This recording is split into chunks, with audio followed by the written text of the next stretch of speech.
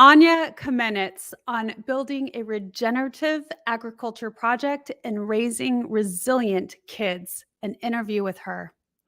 Don't miss this incredible interview with Anya Kamenetz, journalist, author, podcaster, and advocate for generational justice. She's really an American writer, an incredible human being. She shares her expertise in education policy, digital media, sustainability, and her latest project, a regenerative agriculture project in upstate New York. We also discuss her mission to raise resilient kids on a changing planet and how we can help our children cope with anxiety around the state of the world. Plus, Anya shares her insight on how we can move from climate grief and paralysis to climate action. Join us for an inspiring conversation. Welcome to the Wellness Driven Life Show, where you're about to go on a wellness driven ride.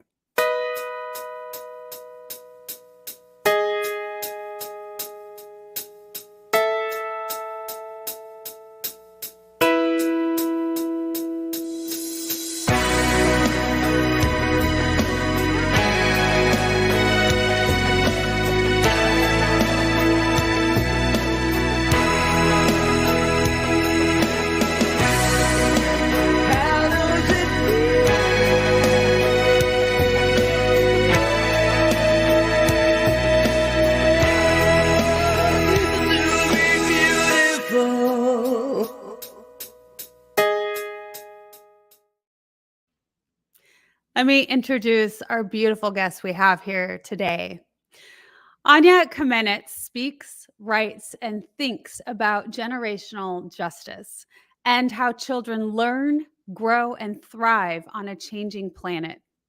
She covered education for many years, including for NPR, where she co-created the podcast Life Kit Parenting. Her newest book is The Stolen Year: How COVID Changed Children's Lives and Where We Go Now. Kamenetz is currently an advisor to the Aspen Institute and a co-generate fellow working on new initiatives at the intersection of children and climate change. I'm so pleased to have her with us today. Please help me welcome Anya. Hey, April, how are you?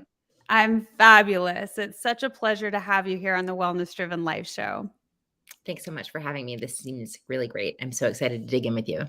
Yeah, it's going to be a great conversation. So let's start out by giving the audience a little bit of a taste of who you are. Sure. So as you mentioned in the introduction, I have been a journalist by trade and a writer, and I give talks. And in the last few years, just gotten more and more kind of awakened around climate change. And so I made the difficult decision to leave my job at National Public Radio after 8 years, just about a year ago, and plunge into this work to see if I can use some of my skills toward really figuring out what it is that our kids need in order to prepare for the future that unfortunately we've been laying in wait for them. Yeah. And you know, I'm sure that was an incredibly difficult decision for you. And you did such a beautiful job working with them. And I can only imagine the learning and the opportunities that were given during that time. And when we become passionate about something and you know that you have to kind of redirect your time to it, right? It's going to take all your time. So I commend you for that action. Tell me a little bit about how that's been going, what you've been doing with it since that change. Sure. So I was pretty lucky in that I had a couple of relationships that helped smooth my transition outward. So I started working with the Aspen Institute's This is Planet Ed initiative. And this was really the brainchild of a woman named Laura Shifter, who, like me, came from the education world, in her case, education policy. And she had her own climate awakening in relationship to her 3 children and realized that rather than shift into doing climate policy, what we all have to understand now is that climate change is everything and everything is climate change. So she decided that she was going to start this basically ground up initiative called This is Planet Ed to try to move our schools, our colleges, our early childhood centers, and ultimately children's media in the direction of climate action. And so this is really, I think, an amazing kind of lever for change when you start to realize that the existing institutions that we have to change business as usual. And, anyone who's watching or listening right now, whatever it is that you do, there is a way to turn it towards climate action. So I joined Aspen Institute and This is Planet Ed as a senior advisor, helping them kind of think through their messaging and their communications, doing research, doing writing and speaking on this topic. And what I then was able to get some help with and support with was through the Co-Generate Fellowship to think through what is my particular piece of this. And like you mentioned in your introduction, I have spent a lot of time thinking about my fellow parents and the kinds of resources and information that they need in order to be able to negotiate our changing world. And so Yeah. that's really what's a lot of my focus right now. Okay, so I have so many questions, and thank you for educating me and the audience, because for myself and those of us who don't know what the Aspen Institute is, I would like for you to pinpoint on that a little bit more. And also, is it just geared towards climate? And I'm giving you a two-part question here. Sorry, because I don't want to forget. But what changed and made you go in that direction of awareness that this is something that has to be spoken? This is something that people need to start taking action to now. Was there a particular thing that really caught your eye? I know that you've had so much experience with writing and interviewing others and all of the world issues. So let us know. So to the point of the Aspen Institute, I mean, they're a think tank. They're an organization that brings together leaders. They're known for their gathering in Aspen every summer. And but really their ethos is about bringing together leaders and thinkers and, helping create policy and shape how we deal with all kinds of issues. I mean, they have divisions on religion, on politics, energy, and environment is one of their areas that we work under. In terms of what led me to wake up, I mean, it's a million knocks at the door, before you finally open. I was affected by Katrina. Hurricane Katrina happened in my hometown of New Orleans when I was, in my early 20s. And that really, obviously seeing the devastating firsthand impacts of the storm, on my family, on my loved ones and friends, and understanding how, what happens when society kind of unravels under the pressure of a not so natural disaster, a disaster that is visited on the poor and on people of color because of political and social inequities, really galvanized me. And going on from there, really understanding as I started to get more attuned to the scientific data that's out there, the IPCC reports, realizing that, it's wrong to think of climate change in terms of a timeline, because really every single thing that we do is important. And, but obviously many people have been scared by the notion that we have 12 years left or we have 2 years left. And I just think, it doesn't really matter how much time we have left. The important thing is that we stop it. And Yeah. What can we do now? yeah, that's Yeah. what this is about. Yeah, I agree with you. And it doesn't do anybody any good if you go into that fear mode, because then people tend to go stagnant. They don't do anything because they are afraid to move, right? And so I agree with you in that regard and that statement. And with your experience, I think that we sometimes have to go through these horrible things to really gain that insight and understanding and that passion for wanting to do something different and better. And you've been put into such an incredibly unique position through your efforts with writing and with working with NPR, et cetera, that you are able to make a bigger difference. So you are doing something really fun and interesting at home. I would love if you want to jump right into this now. What are you doing at home to make a difference on your own terms? What is your advice for people to do right now?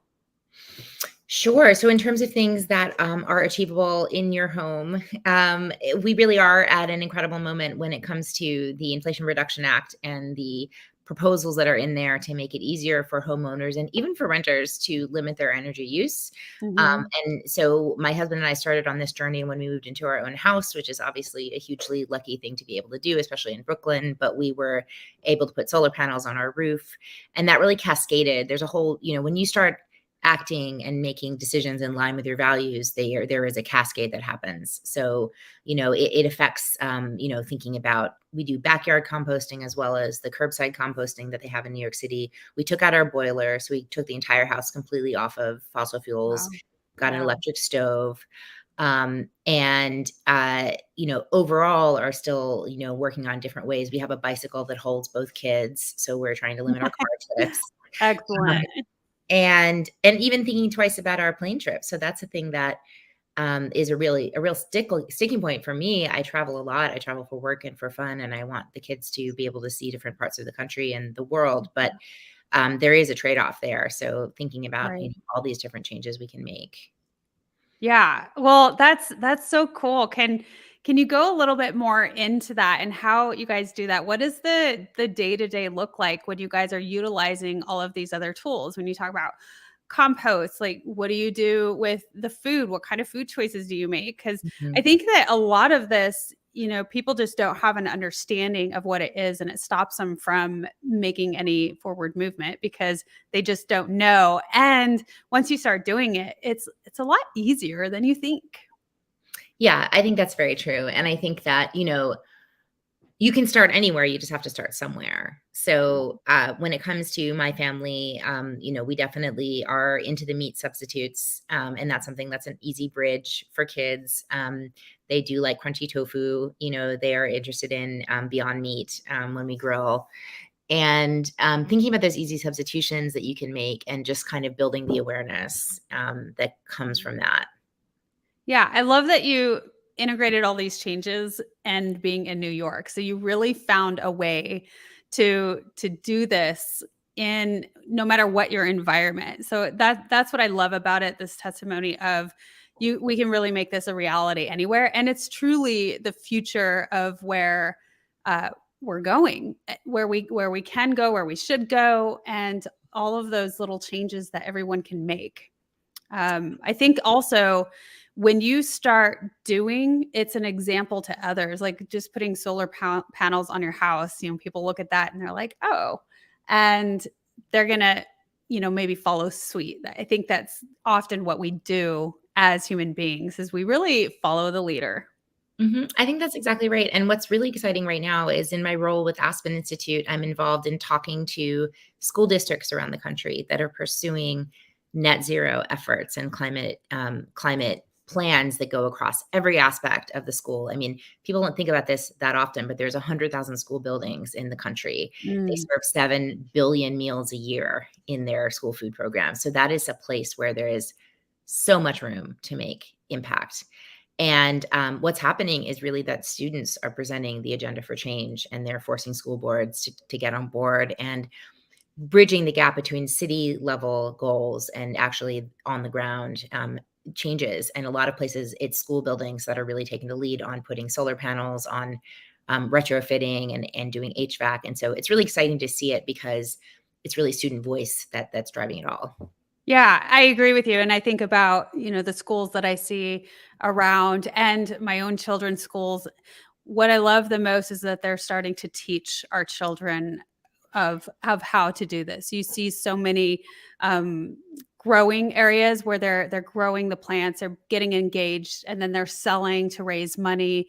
So they're starting to learn and understand what that agricultural aspect looks like, that we can grow our own foods, that it's better for us, Mhm. and utilizing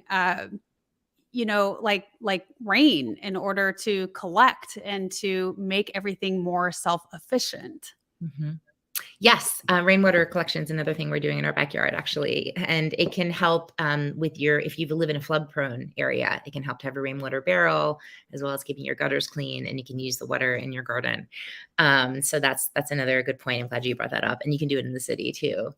And then on the point of agriculture, I think I mentioned this to you before, that a big picture project that my husband and I are doing, my husband's really taking the lead on this, but I kind of got him excited about climate as a topic. And he really focused on the impact of agriculture, because a lot of people don't realize the contributions that our agriculture system and our food land use system makes to climate change and to CO2 emissions, but also methane emissions from animal agriculture. So Yeah. there's many people looking at different ways to improve our practices so that we can actually store carbon in the same land where we grow food, and we can have animal feeding practices that are more humane and also reduce emissions at the same time.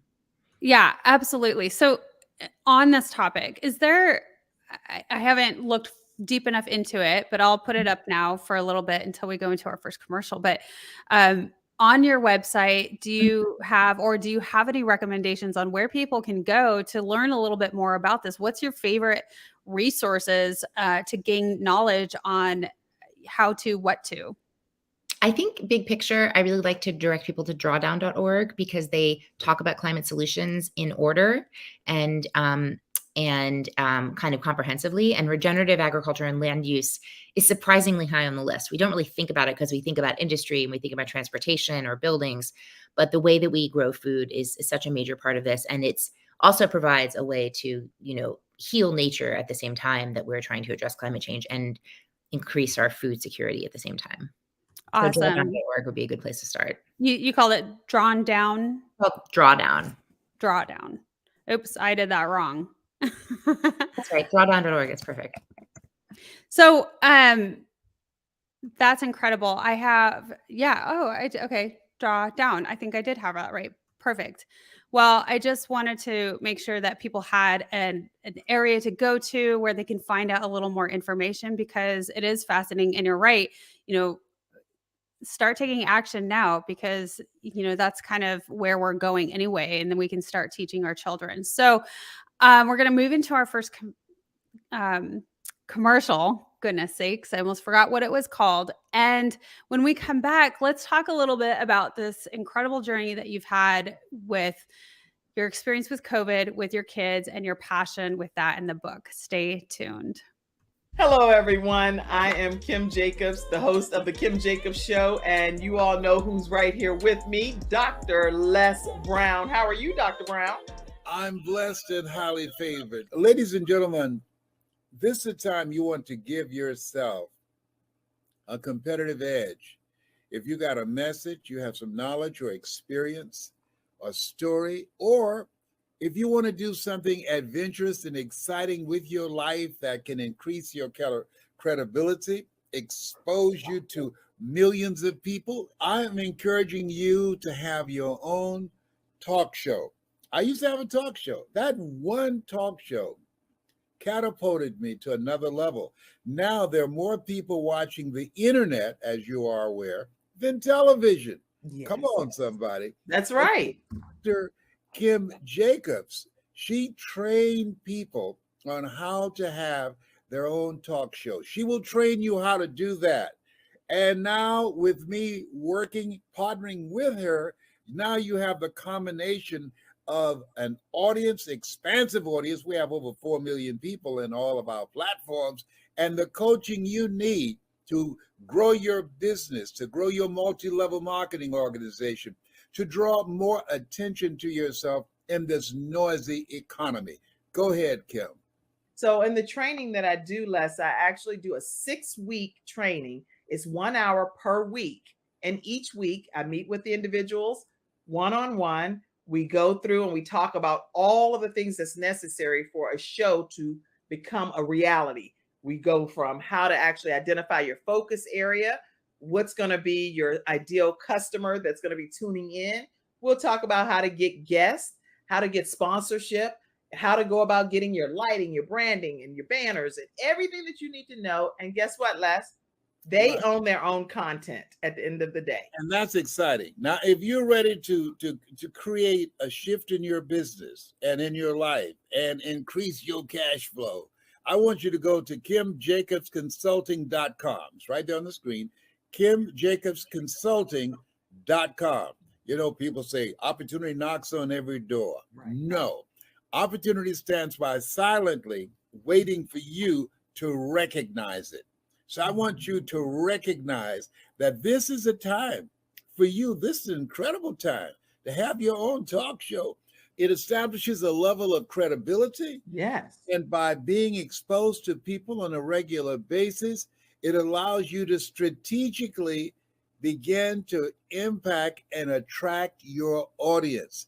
She can take you in a place in yourself that you can't go by yourself. So go to KimJacobsConsulting.com. That's KimJacobsConsulting.com. Did I say KimJacobsConsulting.com? Yes, you did. Very good. Make sure you go there and sign up for the coaching, and we're looking forward to working with you. You have something special. You have greatness within you. That's my story, and that's Kim's story, and we're sticking to it. Bye for now. Bye-bye. All right. So, welcome back, and jumping in a little bit into your passion with the book that you created, going through COVID. You're passionate about, really working with kids and the possibility of post-traumatic growth because they've been through so much, right? And it's true. We have all been through a lot, and our kids especially, and helping them cope and learn how to navigate through that is essential for our next generational whatever we start to do, how we grow, how we evolve as a society. And so I'd love to start because I thought this was really powerful and you sent it. But this is a little testimony, so I'm going to start here. Anya Kamenetz chronicles the effects of the pandemic on the children of our country, providing a vivid picture of how we have failed our kids, especially those most vulnerable. In clear, concise, well-researched prose, she touches on centuries of U.S. history and the ways we have so often chosen not to support families, interspersed with examples of people taking matters into their own hands to create solutions at home and in their communities. Maybe, as a place to start, this book should be required reading for us all. Love, The Washington Post. And I just thought that was really powerful, and it kind of hones in on what this is about. I want to add to the stream the book, The Stolen Year, and Anya, you can take it away. Thanks so much, April, for reading that.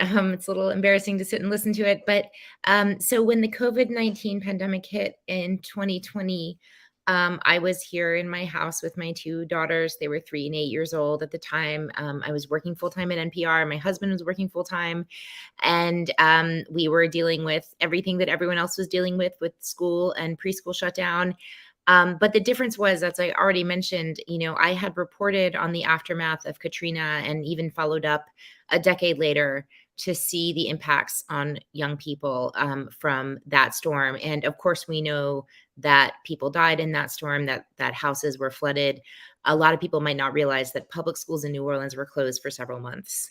Mm-hmm. And the impact of school closures was measurable because students, most of them were out of school only for a short period of time because they re-enrolled in other places and then eventually came back to the city.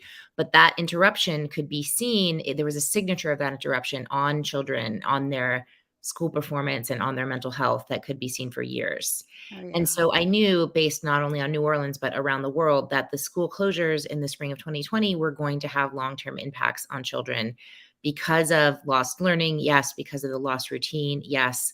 Because of toxic stress on their caregivers, and because of the ways in which our public school system in the United States is really the only social welfare program that we have. I mean, other countries around the world that are wealthy like we are, they have cash payments directly to families, paid family leave, subsidized childcare, subsidized healthcare.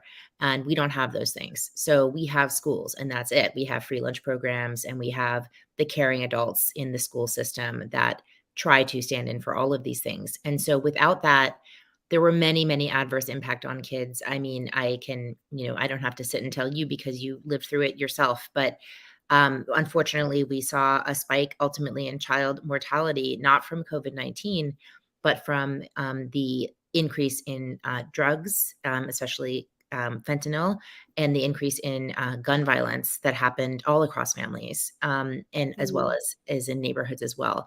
So it's a really dire time for kids right now in America, but the stolen year is really ultimately a story of resilience.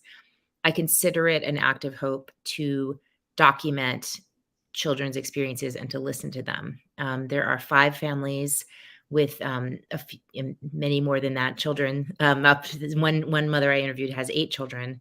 And so there are many kids' voices in the book, and they are ultimately the authors of this story, and the story isn't over. The reason that I care so much about children is that what we invest in our kids is going to be repaid multiple times. We know that. We know that something we do for a child is going to have a return. And so it's time for us now to step up and do for them what they deserve. Absolutely. And I wouldn't call that shout out from the Washington Post embarrassing. I think it's incredible. And I also want to say I love that you put stories in here, because so much of what this show is sharing stories. That's how we relate. That's how we connect. And so thank you so much for doing that, for really getting some great real stories out to the world on how it's affected so many people. And I'm curious, maybe you know the answer to this, but now that we're going into post-COVID, right? The stats on kids and the suicide rate, I would think has gone a lot higher, because I hear a lot more of it, and it is just heartbreaking. And you're right, it's because they just don't know how to cope. The world has been so turned upside down, and during that time they weren't able to communicate, and well, I shouldn't say communicate, but face to face, and have that community aspect. And I would say that is a massive part of our overall well-being and wholeness and wellness, is having each other and that connection piece. That's exactly right. So yes, the Surgeon General and the American Academy of Pediatrics have both talked about a youth and child mental health crisis. These are trends that started before the pandemic, but they have definitely increased. And they also believe that, it's the social isolation, but we also have to look at, this goes back to what we were talking about at the beginning of the show, the information that teenagers and young people are seeing about the world around them, whether that is, the epidemic of mass shootings and gun violence, the drip of climate change news, the violence, that is being perpetrated against queer and trans kids.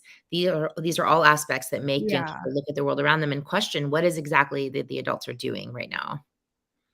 Right. What is the adults doing, and what should we really value? And so I'm going to go into this next segment, because I think this is a little bit about what do we do next?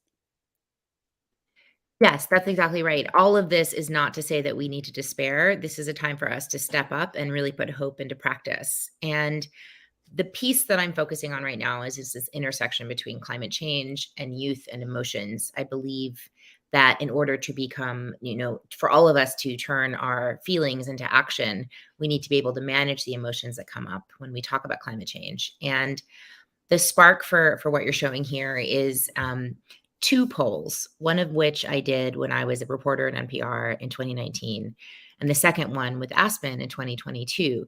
And in both cases, we found more than 4 out of 5 parents agree that children need to know about climate change so that they can be part of the solution and build a more sustainable world.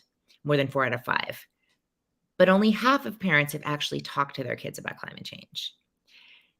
And I think I know why. I think I know that it's because it's confusing, it's complicated, it makes them feel scared. They're worried about scaring their kids.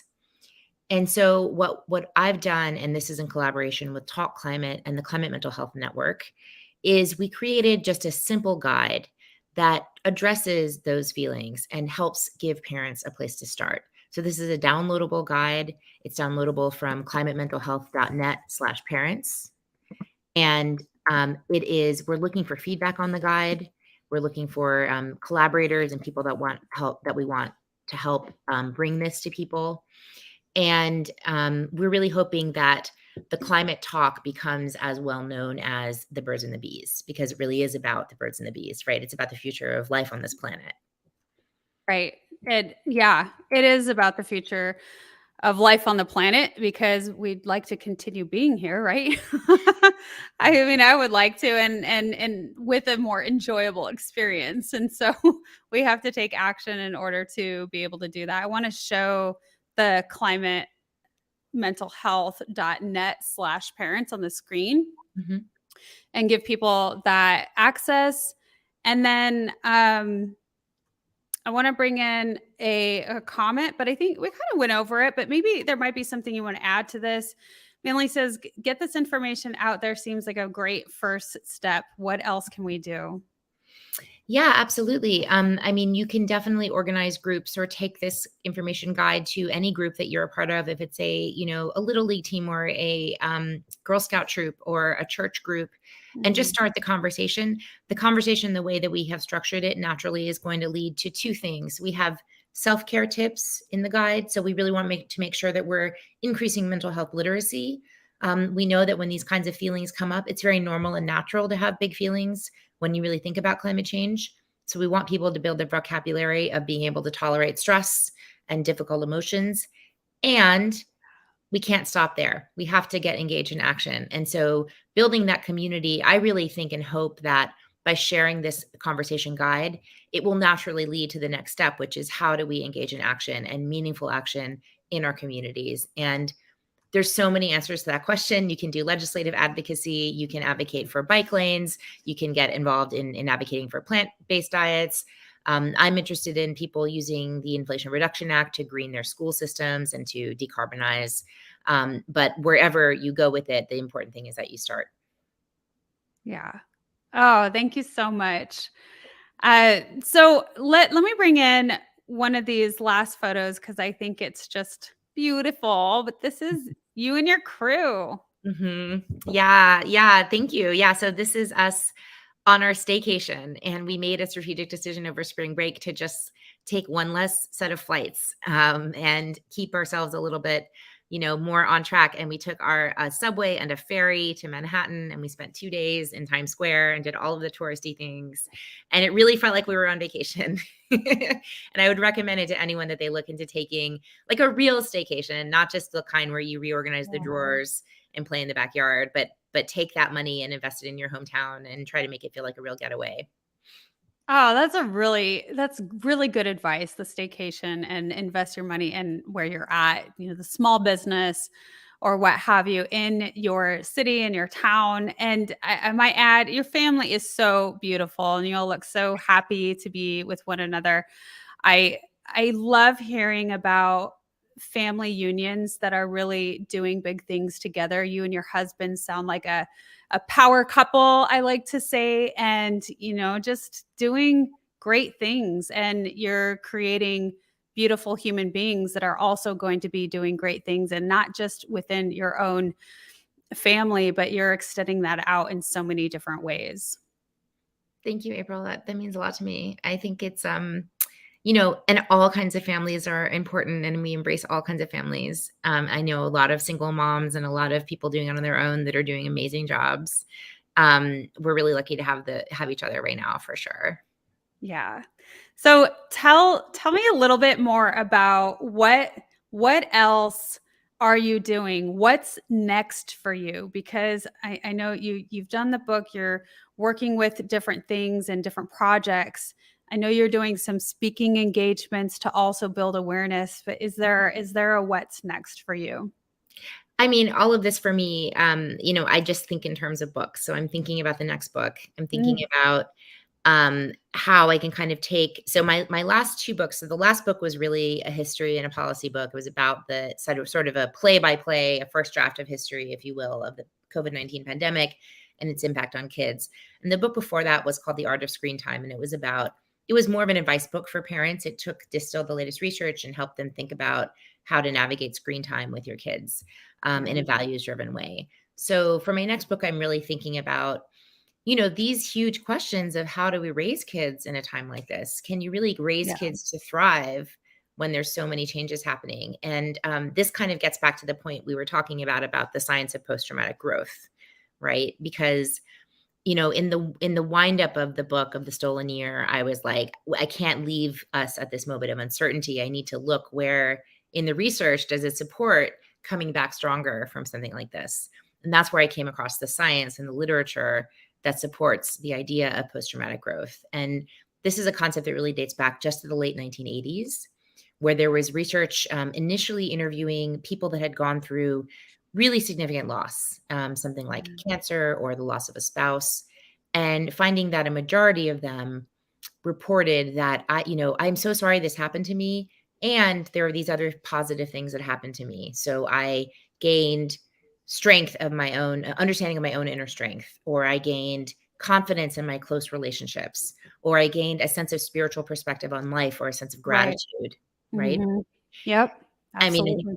we can all, relate to these things. And post-traumatic growth gives us something to hold on to where we understand that we can craft a better life, not in spite of what happened to us, but because of it. So I want to project that there are going to be some really amazing things happening to us on a worldwide scale because of this, because I agree with you, and I love that you went into the science and the research of that, because it's true. I like to say that a lot. So many people that I have on the show have gone through horrendous things, and when you go really low, you bounce up really high if you choose to utilize that as the lesson and turning it into wisdom. And I think that's going to happen. That's my positive side coming out. And I think that we're going to have some exponential growth and evolve into something really incredible.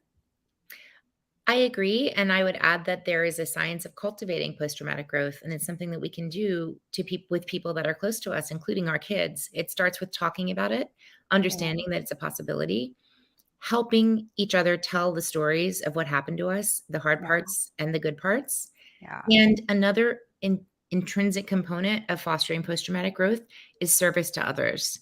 When you draw on your tough experience and you turn it into empathy and put it outward to someone else and say, I can help you because I know what it's like because I've Yeah. been there. That's when you really solidify that sense of growth and that sense of gratitude, because you're making meaning out of the experience. Yeah. Yeah. Yeah. Again, that's the stories. And just like you did with your book, it's sharing the stories. It's us being vulnerable enough and brave enough to be able to share those stories, because that's where the real impact starts coming. That's healing for yourself and for everyone around you. So I love that. I think that that is absolutely happening. And I really talk about that a lot on the show, that the importance of sharing our stories. And even I myself, as vulnerable as I attempt to be, it's hard. And I use my, sorry to say that I'm using you, but my guests on the show are my buffer. Yeah. So my story comes out in little short segments as we have a conversation, and then I'll say, well, my experience with this. So it flows into that, but it is a buffer for me to be honest, and until we come to that point where I'm able to, and I'm willing and able, I will start to share the story too. But I know very well that that is a huge aspect of our healing as a greater whole. Absolutely. And I commend you for finding such a great way of sharing that with other people. Thank you. Thank you. So I had another comment come in. Manly says, I see your book as a future classic account. It's historical. Oh, that's very kind. Thank you. Yeah, that is. That's a really, really wonderful, honorable thing to say. So, well, thank you so much. Is there anything else that you want to share with the audience today? I want to make sure that I bring in your website. And for the audience listening, most of you are going to be watching the replay. All of this information is going to be in the description. For those of you who are listening to the podcast aspect on the just listening, and again, it's going to be in the description all of these links and all of these resources. So where to find Anya, and her website again is www.anyakamenetz at, if I say it wrong, I'm sorry, .net. So I want to make sure everybody has that. That's ANYAKAMENETZ.net. So Cher, is there anything else that you would love to leave with our audience today? I just want to say thank you for having me on. Thanks to your audience for investing in their own wellness. This seems like a great way to spend a little bit of time. So thanks for listening to me, and I love your feedback. Yes. And again, want to lead everybody to the comments. If you leave a comment in the comment section below, even after this live, we will get back to you. So thank you so much. It's truly been a pleasure to have you on the Wellness Driven Life Show. An honor. You're doing incredible things. I feel blessed to have had this time with you today, and want to let everybody know goodbye for now, and we will see you tomorrow. Sounds perfect. Okay. Take care. Thank you.